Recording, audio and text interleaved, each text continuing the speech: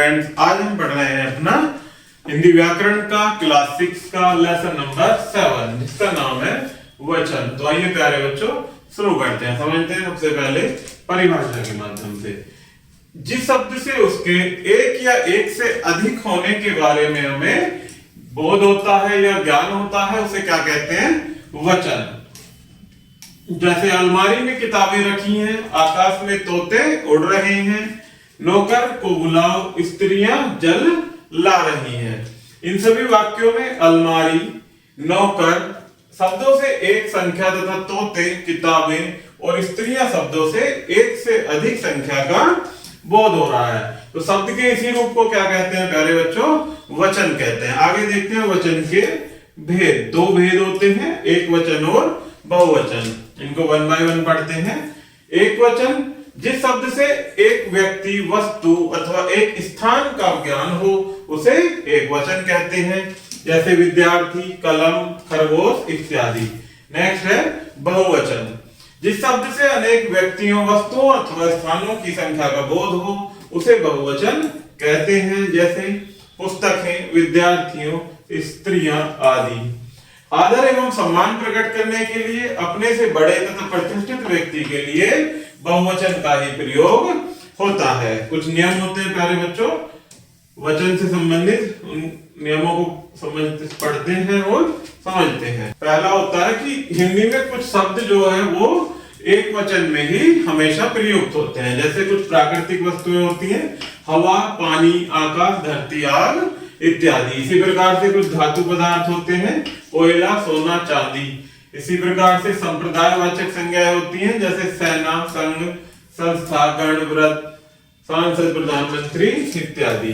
कुछ भाववाचक संज्ञाएं होती हैं, जैसे सुंदरता, प्यार, दोस्ती, बुराई। ये कैसे शब्द हैं प्यारे बच्चों? जो सदैव एक वचन में प्रयुक्त होते हैं।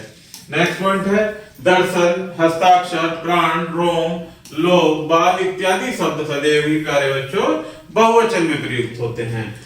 नेक्स्ट पॉइंट है कुछ शब्द एक वचन और बहुवचन दोनों रूपों में प्रयुक्त होते हैं, जैसे बालक सो गया, बालक सो गए। यहाँ ये एक वचन है और यहाँ बहुवचन के रूप में प्रयुक्त हो रहा है, परंतु एक समान है, बालक बालक। इसी प्रकार ऋषि, जो, गेहूं, महाराज, चावल, सम्राट आदि शब्द दोनों वचनों में प्रयुक्त होते हैं। बाद में कारक चिन्ह रहित शब्द प्राय दोनों रूपों में ही प्रयोग किए जाते हैं, जैसे चोर भाग गया, चोर भाग गए। छात्रा पढ़ रही है और छात्राएं पढ़ रही हैं। नेक्स्ट है वचन परिवर्तन, एक वचन से बहुवचन में परिवर्तन करना। सबसे पहले करते हैं प्यारे बच्चों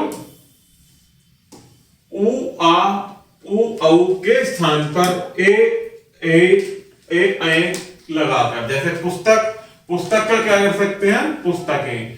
सभा का सभाएं, बहु बहुएं, गायें गायें। इसी प्रकार से नेक्स्ट है ई के स्थान पर इया और ई के स्थान पर ई करके वचन बदला जा सकता है, जैसे दवाई दवाइयां, चाबी चाबियां, लड़की लड़कियां, डाली डालियां। नेक्स्ट पॉइंट है कि परसर यानी जिसे विभक्ति भी हम कहते हैं, सहित शब्दों के अंत में ओ लगा दिया जाता है, जैसे स्त्री का स्त्रियों, रीति का रीतियों, बच्चा बच्चों, कन्या कन्याओं।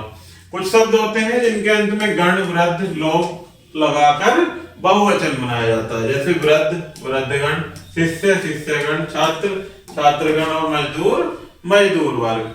इसी प्रकार से नेक्स्ट है कि संबोधन के लिए अंत में यो ओ जोड़ा जाता है और शब्द का अंतिम स्वर हर्ष स्वर हो जाता है, जैसे बेटा बेटों, ऋषि ऋषियों, सखी सखियों, मित्र मित्रों।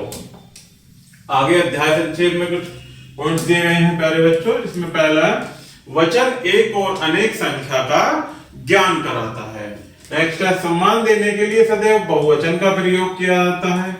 संज्ञा के एक या एक से अधिक होने का बोध कराने वाले शब्दों को ही वचन कहते हैं। वचन के दो भेद होते हैं, एक वचन और बहुवचन।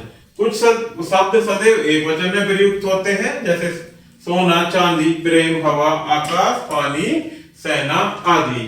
ये कैसे शब्द हैं जो सदैव एक वचन में प्रयुक्त होते हैं। तो प्यारे बच्चों इस प्रकार से हमारा ये लेसन यही समाप्त होता है। आशा करता हूं कि आपको ये वीडियो जरूर पसंद आई होगी। धन्यवाद।